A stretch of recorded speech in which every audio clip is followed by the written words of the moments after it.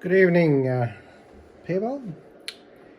I normally repair old radios, but lately I've been fascinated with the old Nikko radio control units.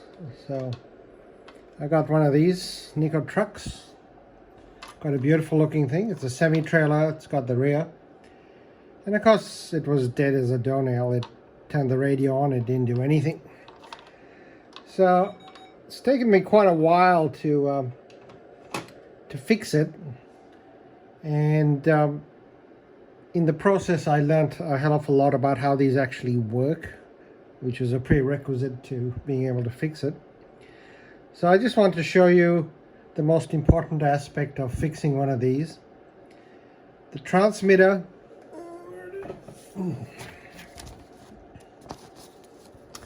right, the receiver in this unit is one of these, C1059CA, and there's a matching one of these for the transmitter. So what you want to see is a pulse signal coming into pin number 3 of the integrated circuit. If you're getting good strong pulses, which I'm going to show you, coming into pin 3, then the radio part of it is working, the receiver part is working up to the chip. And if there's a good strong signal on 3 and it's not actually moving or changing direction, then you need to go look at the driver circuits above the chip. So the first half is the radio part, second half is the driver part for the motors. So what I did, I actually ran a wire with the capacitor from the transmitter chip to pin 3. And I was able to basically feed the pulse input directly into it. And it worked. So I knew everything past the chip, the motors to drive the steering, and the motor was working, but there was no signal getting here. So it took me quite a while to play with the radio part of this until I got the signal which I'm about to show you. And if you get a signal like I'm about to show you coming into pin 3, it should work. If not, then you have to go back and check all the radio stages before that till you get a signal. And so let's have a look. I've now got my oscilloscope connected to pin 3 on the truck, on the receiver. So I will see the transmitter signal coming. And by the way, if I connect my oscilloscope to the transmitter chip on pin 2, I will see the exact same signal. So I know what's being transmitted is coming here. So let's have a look. The truck is on, the receiver is not on. Now what I want you to focus on is the oscilloscope up there. Right now, the transmitter is off, so I will tell it to turn right. And as you can see, we've got pulses. So once this transmitter is on, that's its rest state. It'll transmit that in its resting state with nothing happening. And that's turn right, that's turn left. Turn right, turn left. Turn right, turn left. If this was a proportional control unit, instead of jumping to the right and jumping to the left, it would just basically do exactly the same thing, but it would slowly move towards the right and slowly move towards the left. But everything else is actually the same. Now, the forward and back, so let's go backwards. That's backwards and stop, backwards and stop. Now forward has 2 speeds, so you'll see when I go forward, it'll just move the pulses. But then if I go further forward and push the turbo button, you'll see another pulse appear. That's the turbo pulse. Turbo pulse off, just fast, neutral, nothing happening. And the actual voltage on the oscilloscope, that peak over there, that peak is about 1.1 to 1.2 volts. You need at least 1 volt peak to go. This transmitter turns itself off. If you don't do anything, it'll sit there for a couple of seconds and turn itself off, which is why the signal is gone. So if you just pulse it by turning the wheels, it'll come back and it'll stay there. And it's very important to note the strength. This has to be about 1 volt, 1.2 volts in magnitude for it to work. If the crystals are not matched, you will not get that peak if the radios are not aligned, you will not get that peak, as I found trying various different combinations of coils and other parts of the radio as I tried to fix the radio. It's only when the coils are perfectly aligned with the crystal, which match the transmit and receive, will you get this beautiful peak. And if you get that, these babies work. You can see my oscilloscope. It's connected here to pin 3 on the chip, so I can see what's actually coming.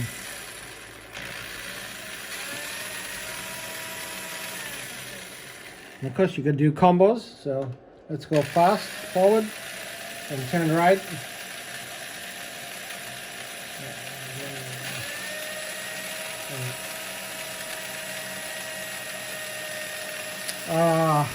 The PCB is a bit loose, so you'll have to just come out of its hole there.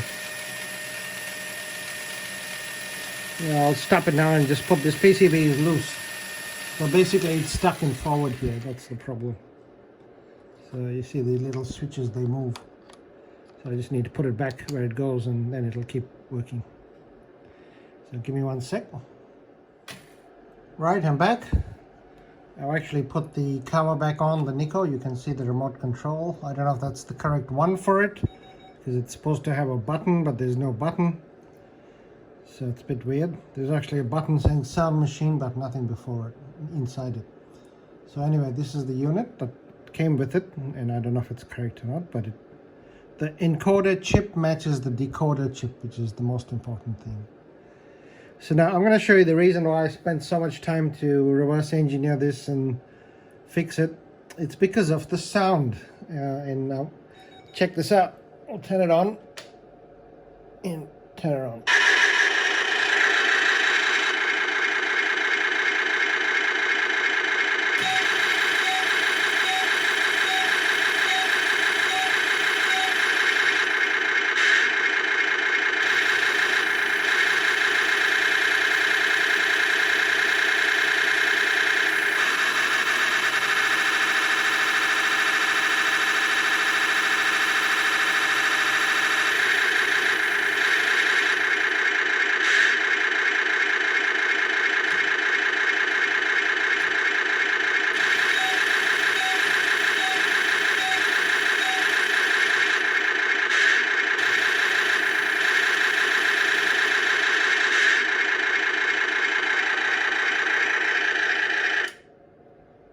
Luckily the sound can be turned off. It is incredibly loud.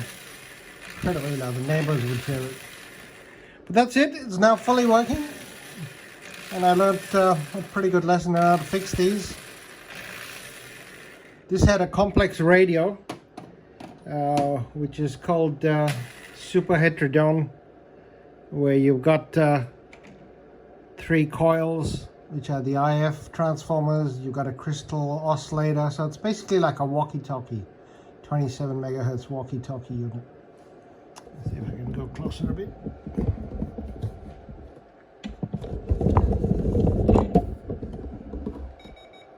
See, so I pretty much took out every component in there to find out what was the problem, and I think this transformer had a bad connection on the back. Put it back, but I still had problems. And in the end, it turned out to be some bad solder joints, but it took me 3.5 days to find that. Here's a lot of the components of what I had to actually take out. I had another unit, so I changed all the coils, tested the coils, didn't make a difference. I changed all the transistors in it. You can see transistors. Pretty easy to get a little transistor tester, something like this. You can actually test each transistor. They're all good. Every component was good. So it's probably just a bad solder joint, some bad tracks that we're playing up. And anyway, I'll put it back together now. And hopefully it'll still work. Well, electronics is all back together. And of course it has to give me one last bit of work to do. When putting it back together and putting this board back in, the motor wire over here broke off inside the housing, so I couldn't see it. I'd open the PCB, it would work, put it back, didn't work. So anyway, I found a broken joint here going to the motor, soldered that up. And I believe it's all actually working now. So let's take a look at that beautiful electronics. So we've got the crystal oscillator, we've got the oscillator transistor here. This is the mixer. This coil just takes the RF in, 27 megahertz, tunes it. This transistor mixes the crystal signal with the incoming signal, gets filtered out here by the IF transformer, gets amplified here, another filter for the IF, and this transistor finally amplifies the remaining IF signal. But I think it's actually working as a diode in here, because there's no rectifier diode that I can find to convert the RF to an AM signal, so I think it's doing that. But basically I debugged this part extensively. Once I got this working, then I didn't bother too much because I could see the signal going through here. The pulse goes to this capacitor and then from here to pin 3. So anyway, it was quite a good exercise. I'm very familiar with these now, and I do like this little soundboard over here. That's the fascination and why I spent so much time in it. And not just gut it and put some modern gear in. Let's assemble it and see if it still works. Well, I did put it all back together, and it works sometimes. On the test bench it works beautifully, but when assembled it's still temperamental. So anyway, it does move now and then when assembled. So what I'm going to do is I'm going to retrofit a modern RC controller for it, because I do like the truck, but the electronics are just crap in it. Just crap.